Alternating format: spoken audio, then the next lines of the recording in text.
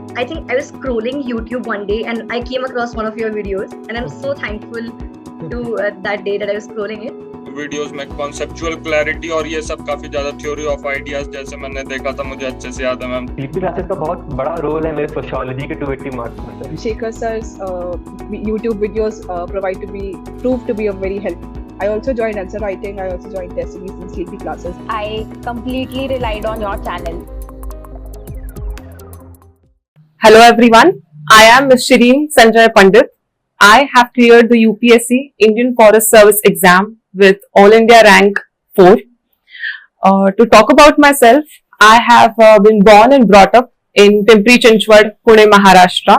I've completed my education in Bachelor's of Science Agriculture, and I've also completed my post-graduation in MSc Agriculture Plant Physiology. So, giving a brief about the Indian Forest Service exam. Indian Forest Service exam or the service is an all India service. तो ये जो है ये exam UPSC ही conduct करती है, जो आपका IAS और आईपीएस की जो एग्जाम है तो वो उसी सिमिलर लाइंस पे ये होती है। इसके भी 3 स्टेजेस होते हैं, जैसे कि प्रीलिम्स, मेंस और पर्सनालिटी टेस्ट।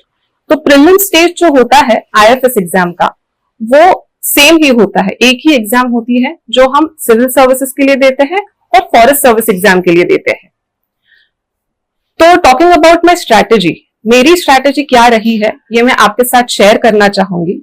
बस उससे पहले एक एडवाइस देना चाहूंगी कि ये मेरी स्ट्रैटेजी थी, तो आप इनसे पॉइंट्स उठाकर आप अपनी खुद की स्ट्रैटेजी बनाइएगा। ये मेरी एडवाइस रहेगी कि वर्ड टू वर्ड फॉलो करने से अच्छा है, आपके लिए जो सही लगे वो आप टेस्ट करिएगा एक बार कि ये आपके लिए सही है क्या, और फिर उसको आप यूज करके अपनी खुद की स्ट्रैटेजी बनाएं। तो हम पहली बात करते हैं वो है प्रीलिम्स स्टेज की। तो प्रीलिम्स की जो एग्जाम होती है ये एक डिफिकल्ट होता है थोड़ा सा इंडियन फॉरेस्ट सर्विस की अगर हम बात करें, क्योंकि सिविल सर्विसेज का जो कट ऑफ होता है उससे कुछ 10-15 मार्क ज्यादा इंडियन फॉरेस्ट सर्विस एग्जाम के प्रीलिम्स का कट ऑफ जाता है। तो ये एक मेजर डिफिकल्ट स्टेप आप बात कर सकते हैं अगर हम पूरे सर्विस की बात करें तो प्रीलिम्स के लिए मेरी स्ट्रैटेजी जो रही है तो वो तो 3 पिलर्स पे हम बात कर सकते हैं। तो first pillar is revise, second is focusing on the previous year question papers, और थर्ड होगा हमारे मॉक्स। तो रिवाइज जो हमारा पहला पिलर है उसके बारे में अगर हम बात करेंगे तो पहले तो हमें अपने रिसोर्सेस ये एक डिफाइन कर लेने चाहिए, और मेरी ये स्ट्रैटेजी रही थी कि मैं एग्जाम के दिन मेरी जब हम परफॉर्म करेंगे तो उससे पहले एटलीस्ट मैंने 3 बार मेरे जो भी रिसोर्सेस है वो मैंने रिवाइज करने थे, ये मेरा टारगेट था। तो रिसोर्सेस की अगर हम बात करेंगे तो सिविल सर्विसेज के लिए हमारे जो स्टैंडर्ड बुक्स होते हैं, जैसे कि हिस्ट्री के लिए हम स्पेक्ट्रम यूज करते हैं, पॉलिटी के लिए हम लक्ष्मीकांत यूज करते हैं, तो वही सारे बुक्स मैंने भी इस्तेमाल किए। बस इतना है कि मैंने उन्हें रिवाइज किया 3 बार। हिस्ट्री के बारे में अगर मैं थोड़ा बात करूं तो मैंने एंशिएंट और मिडीवल के लिए 11th और 12th जो तमिलनाडु के ओल्डर वर्जन्स थे टेक्स्ट बुक के, तमिलनाडु स्टेट बोर्ड के, तो मैंने उनका इस्तेमाल किया और उन्हीं से मेरे थोड़े माइक्रो नोट्स बना लिए। और ये एक बार जो मेरे नोट्स बन गए तो उसके बाद मैंने सिर्फ उन नोट्स में वैल्यू एडिशन किया है जिस हिसाब से प्रीवियस ईयर क्वेश्चन पेपर्स में क्वेश्चंस पूछे गए। तो यही मेरी सलाह रहेगी कि जो आपके जो रिसोर्सेस है स्टिक टू दैट, बट जो आगे आपको क्वेश्चंस जैसे आ रहे हैं तो बस उसमें आप वैल्यू एडिशन करते जाइए। कोई नया रिसोर्स आपको अपनाने की कोई जरूरत नहीं है, उसमें बस आप एडिशन करते जाइए। ये एक मेरी एडवाइस रहेगी। बाद में मॉडर्न के लिए तो स्पेक्ट्रम के भी मैंने माइक्रो नोट्स बना लिए थे कि जैसे कि बस एक दिन पहले एग्जाम के कुछ 2-3 घंटों में ही मेरा पूरा हिस्ट्री रिवाइज हो जाए, ये मेरा टारगेट रहता था। तो ये भी एक एडवाइस रहेगी कि आप एक माइक्रो नोट्स बना के रख दीजिए आपके हर सब्जेक्ट के, कि जिससे आप बस 2 दिन पहले, 2 हफ्ते पहले वो आपके 2 बार रिवाइज तो हो जाए। बाकी तो स्टैंडर्ड बुक्स और एनसीईआरटीज इज अ मस्ट बाकी सारे सब्जेक्ट्स के लिए, और स्टैंडर्ड बुक्स तो वो सेम ही रहे हैं। दूसरा है आपका इंपॉर्टेंट करंट अफेयर्स। तो करंट अफेयर्स के लिए newspaper is very important and not just for prelim stage. मैं ये बात करूंगी कि मेंस और इंटरव्यू, इन तीनों स्टेजेस पे न्यूज़पेपर बहुत इंपॉर्टेंट रोल प्ले करता है। हालांकि आप जिस तरीके से वो न्यूज़पेपर रीड करेंगे वो थोड़ा एक डिफरेंट टैक्ट होता है, हर स्टेज एक डिफरेंट एंगल से आप न्यूज़पेपर रीड करें, ये डिमांड करता है। तो प्रीलिम्स के लिए अगर मैं स्पेसिफिकली बात करूं तो मैं खुद द हिंदू और द इंडियन एक्सप्रेस ये रीड करती थी। आप एक रीड कर सकते हैं या दो, आपको जैसे कंफर्टेबल हो, but newspaper is a must. उसके बाद करंट अफेयर्स का जो मंथली मैगजीन होता है, मार्केट में क्लासेस जो है वो अवेलेबल करा के देते हैं, तो आपको जो फीजिबल लगता है, एक कोई भी मैगजीन आप प्लीज उसको फॉलो करें। 3 बार उसे एग्जाम के पहले आपने उसे रिवाइज करना है। तो जो फर्स्ट रीडिंग आपका होता है करंट अफेयर्स के मंथली मैगजीन का, वो डिटेल्ड होगा। उसमें हम मेंस के लिए अलग से हाईलाइट करेंगे और प्रीलिम्स के लिए अलग से हाईलाइट करेंगे। आप इसमें 2 कलर के हाईलाइटर्स इस्तेमाल कर सकते हैं, या एक के लिए अंडरलाइन, एक के लिए हाईलाइट, जैसे आपको लगे आप वैसे कर सकते हैं। पर वही बात है कि आपको वो अलग से हाईलाइट करना है। इससे क्या होता है कि जब हम आखिरी मंथ में रिवाइज करने वाले होते हैं हमारे करंट अफेयर्स, तो वो मंथली मैगजीन 2 घंटे में आप पूरे एक मंथ का कवर कर सकते हैं, क्योंकि आपको बस हाईलाइट किया हुआ पढ़ना है, and it takes very less time and it is more efficient and smart way to do it. तो करंट अफेयर्स को लेके ये मेरा एक सजेशन रहेगा। उसके बाद करंट अफेयर्स के लिए मैं डेली ओनली IAS, ये जो टीम है, तो उनके मैं वीडियोस जब से प्रिपेयर कर रही हूँ तब से मैं उनके फॉलो कर रही हूँ वीडियोस। तो मुझे वो काफी यूजफुल लगे। तो आप अपने हिसाब से कोई भी आप अगर फॉलो कर रहे हो तो वो डेली विदाउट फेल वो वीडियो आप डेफिनेटली देखें। मैं जो जिन्हें रिकमेंड कर रही हूँ उन्हीं का नहीं, आप किसी का भी देख सकते हैं। बस ये एक बात है कि इसमें आपको डिसिप्लिन होनी चाहिए। Discipline is expected every day without fail. और इसका भी एग्जाम के पहले काफी सारे क्लासेस भी खुद के कंपाइल्ड वीडियोस डालते हैं, तो वो वीडियोस भी जैसे कि फॉर प्लेसेस इन न्यूज हुआ, या फिर आपके वर्ल्ड हेरिटेज साइट्स हो, या कोई भी जैसे मैप बेस्ड क्वेश्चंस हो, तो उसके लिए कंपाइल्ड वीडियोस आते हैं। तो वो definitely all round year prepare करते करते वो एक रिविजन टाइप आपका हो जाता है। तो इस तरीके से आपको almost 3 time you have to make sure कि हमने नॉट जस्ट जीएस पर करंट अफेयर्स भी 3 टाइम हमने वो रिवाइज किए जाने चाहिए, दैट इज एक्सपेक्टेड। तभी आप एक डिसेंट परफॉर्मेंस एग्जाम के दिन एक्सपेक्ट कर सकते हैं। तो ये था हमारा first pillar of revision. Revision 3 times of current affairs end of GS. हमारा सेकंड पिलर है प्रीवियस ईयर क्वेश्चन पेपर। तो इस पर मैं बहुत ज्यादा फोकस करना चाहूंगी, क्योंकि this is what worked in my case, I would से। मैं ये बताना चाहूंगी कि ये फॉरेस्ट में मेरा सेकंड अटेम्प्ट था और सिविल्स में मेरा 4 अटेम्प्ट्स हो चुके हैं। 4 अटेम्प्ट्स में मैंने 2 में प्रीलिम्स, फर्स्ट 2 अटेम्प्ट्स में मैं प्रीलिम्स नहीं क्लियर कर पाई थी, और सेकंड 2 में मैंने मेंस दी थी, तो वो कुछ 7-8 मार्क्स से रह गई है। पर लकीली फॉरेस्ट की मेरी प्रीलिम्स, मेंस और इंटरव्यू इस बार एक इसमें क्लियर हो गया। तो उसमें मैं बहुत सारा एक फैक्टर जो इंपॉर्टेंट प्ले किया, दैट विल डेफिनेटली बी मेरे हिसाब से previous year question papers, specially for all this for prelims and mains. तो प्रीलिम्स में प्रीवियस ईयर क्वेश्चन पेपर्स मैंने 2011 से डायरेक्टली यूपीएससी की वेबसाइट पे जाके डाउनलोड करके अपने पास रख लिए थे, और उसका बहुत थरो एनालिसिस किया था। तो थरो एनालिसिस कैसे करना है, ये एक बहुत इंपॉर्टेंट पार्ट है कि आपको यूपीएससी के पीवाईक्यू से क्या पता चलता है। तो कौन से आपके टॉपिक्स जो यूपीएससी कौन से पूछ रही है, कौन से टॉपिक्स को आपने अच्छे से ज्यादा रिवाइज करना चाहिए, ये आपको पीवाईक्यू से पता चलता है। आफ्टर दैट कि क्वेश्चंस किस एंगल से पूछे जा रहे हैं, आप रीड कर रहे हो पर वो नॉलेज आप अप्लाई कर पा रहे हो या नहीं, ये आपको पीवाईक्यू से पता चलता है। वो भी इसलिए इंपॉर्टेंट है। और एक इंपॉर्टेंट है कि आपको क्वेश्चन सेटर का माइंड सेट उसमें से पता चलता है। This is also very important. Example के तौर पर आपको 2019 में हमको टेम्पल्स का एक क्वेश्चन पूछा था और उसमें रिवर्स पूछे गए थे। तो वो जब मैंने पीवाईक्यू देखा तो एक पता चल गया कि हाँ, ये रिवर्स पे क्वेश्चन पूछा जा रहा है।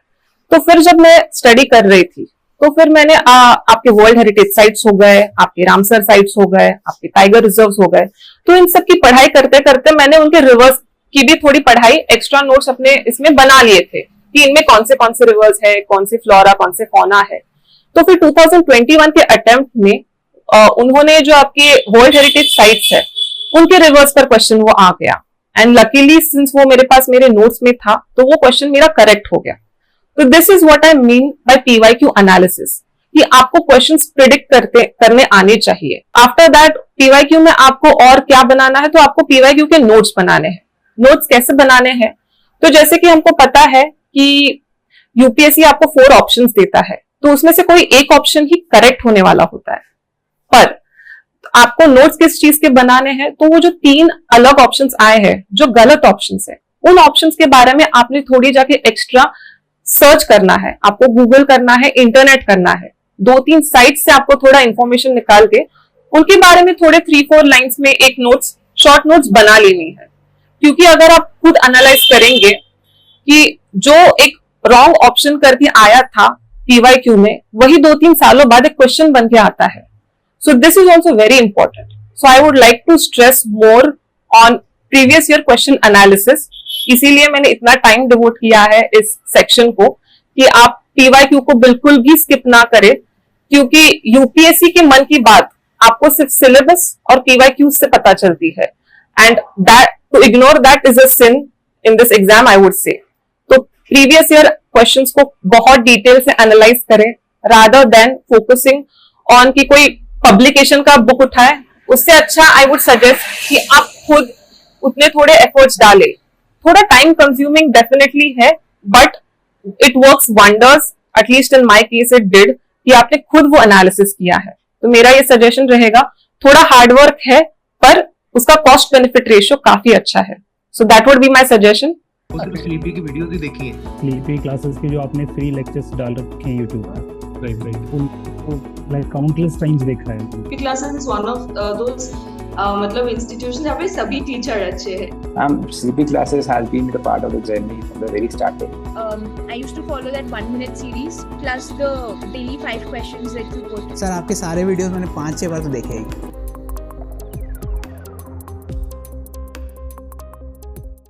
हमारा है थर्ड पिलर और वो है मॉक्स। तो मॉक्स की भी बहुत वैल्यू है, because every stage of this exam demands a different skill.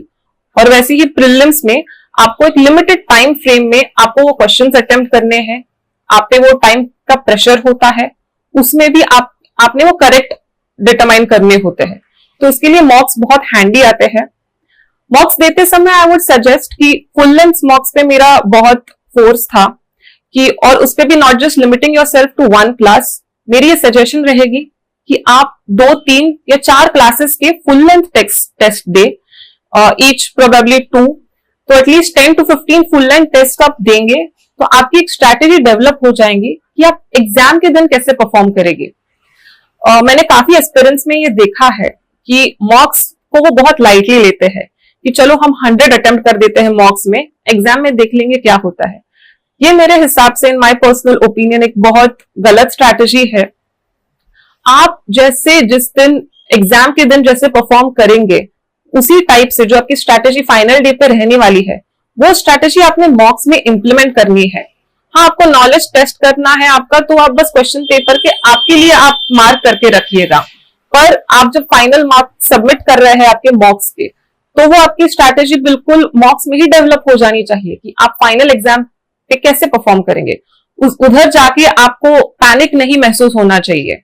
तो ये मेरी एक सजेशन रहेगी कि मॉक्स को आप बहुत सीरियसली दे, फुल लेंथ मॉक्स पर ज्यादा फोकस करे रादर देन सेक्शनल मॉक्स पे, और वो भी 3-4 क्लासेस के एटलीस्ट, मतलब वेरिएशन आपको आए, इसलिए मॉक्स आप 3-4 क्लासेस के कोई भी हो आप उठा के वो कर लीजिए। और आपकी स्ट्रैटेजी जो है एग्जाम के दिन क्या रहेगी, आपने कितने अटेम्प्ट्स करने हैं, कितने राउंड्स में वो करना है, वो एक स्ट्रैटेजी फर्स्ट हैंड आपको प्रिपेयर करके रखनी है। और ये बस होगी आपकी मॉक टेस्ट में। तो मॉक्स मेरा एक रहेगा बहुत आप सीरियसली दे। प्रीलिम्स में अगर मेरी अटेम्प्ट्स की बात करें तो मेरी एक्यूरेसी पे ज्यादा फोकस रहा है। जो 2 बार मैंने प्रीलिम्स क्लियर किया है, मेरा अटेम्प्ट कंपैरेटिवली काफी लो रहा है। For example I have just attempted 79 to 80 questions, और उसमें 2022 में तो मेरे 79 क्वेश्चंस में आई हैड स्कोर्ड 98 मार्क्स, जहां की जनरल कैटेगरी का cut off was 89। So that was my strategy.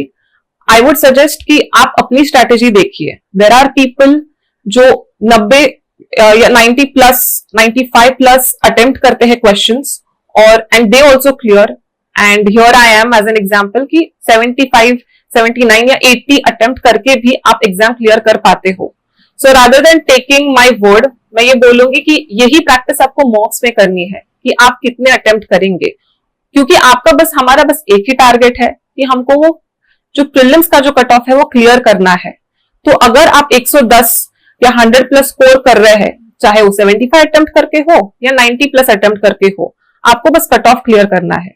और वो कैसे पता चलेगा, तो वो मॉक्स में. तो प्लीज मॉक्स को सीरियसली दीजिएगा इन अ डिसिप्लिन वे. तो ये तो स्ट्रैटेजी थी पूरी प्रीलिम्स की. अपार्ट फ्रॉम दैट अभी सीसैट पे भी आपको ज्यादा फोकस करना होगा मेरे हिसाब से, क्योंकि यूपीएससी ने 2023 के इसमें काफी डिफिकल्टी लेवल बढ़ाई है. तो प्लीज उसे इग्नोर ना करें. प्रैक्टिस सीसैट की अभी प्रीलिम्स के लिए 1 मंथ बाकी है, तो डिलीजेंटली करें. ये एक मेरा सजेशन रहेगा. तो ये थी प्रीलिम्स की स्ट्रैटेजी. कमिंग टू मेंस, तो इंडियन फॉरेस्ट सर्विस के मेंस में जो होता है, आपको 6 पेपर लिखने होते हैं. तो 6 पेपर में आपके there is the first paper that is the general knowledge, जिसमें आपके जो GS 1, 2, 3 आपके सिविल्स में होते हैं, उसी के सब्जेक्ट्स होते हैं, जैसे कि हिस्ट्री, पॉलिटी, इकोनॉमिक्स. फिर आपका होता है जनरल इंग्लिश. इंग्लिश जो है सिविल्स में ये क्वालिफाइंग होता है, और यहाँ पे आपको 300 मार्क्स का इसके मार्क्स काउंट होते हैं. तो इस पे भी फोकस करना होता है. और इसमें होते हैं 2 ऑप्शनल्स, और उन 2 ऑप्शनल के फिर से 2 पेपर्स होते हैं 200 मार्क्स ईच. तो ऐसे आपका 1400 मार्क्स का ये मेंस एग्जाम होता है. तो मेंस की मेरी स्ट्रैटेजी के बारे में अगर हम बात करेंगे, तो ये मेरा फॉरेस्ट का जो टारगेटेड अटेम्प्ट नहीं था. मैंने सिविल्स की एग्जाम भी दी थी. तो सिविल्स की मेंस आपकी सितंबर में खत्म होने के बाद नवंबर एंड में आपकी फॉरेस्ट की मेंस होती है. तो उसका time period close to 2.5 months ही बचता है आपको प्रिपेयर करने के लिए, जो कि डेडिकेटेड अगर प्रिपेयर नहीं कर रहे हो और मेरे जैसे कैंडिडेट्स हो, तो वो जो लिमिटेड टाइम फ्रेम होता है, उसमें एक लिमिटेड स्ट्रैटेजी आपको बनानी पड़ती है, बहुत टू द पॉइंट, ताकि आप आपका टाइम वेस्ट ना करें. और टाइम बहुत लिमिटेड भी होता है. तो first talking about general knowledge, तो इसमें जो है आपको 24 क्वेश्चंस अटेम्प्ट करने होते हैं. तो mains this stage demands a skill that is answer writing, और वो आंसर राइटिंग बहुत प्रिसाइज और कंसाइज होनी चाहिए. And at the same time आपको पेपर भी कंप्लीट करना होता है. पेपर कंप्लीट ना करना is close to getting out of the list. तो आपको पेपर कंप्लीट करना पड़ता है. तो उसके लिए आपको टेस्ट सीरीज लगानी होती है.